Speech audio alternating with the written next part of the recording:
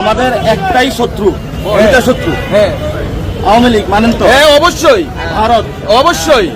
এই দুইটা শত্রুর বিরুদ্ধে দাঁড়াইতে হবে এবং বাংলাদেশে এখন দুইটা লিস্টেন। হ্যাঁ, আমি আপনার কথা শুনছি, বুঝে ফেলছি। দুইটা শত্রুর বিরুদ্ধে দাঁড়াইতে হলে আমাদের ঐক্যবদ্ধ হইতে হবে।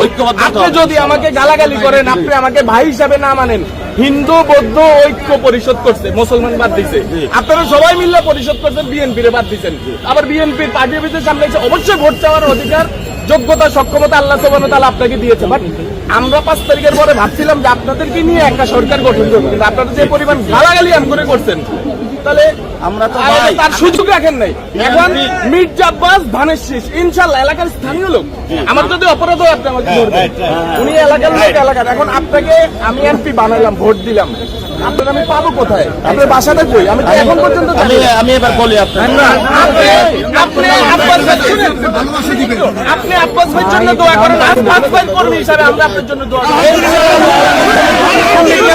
আমার শুনেন, কিন্তু আদালত যেভাবে তালাক করে দিয়েছে না, ভোটের অধিকার আল্লাহ দিয়েছে।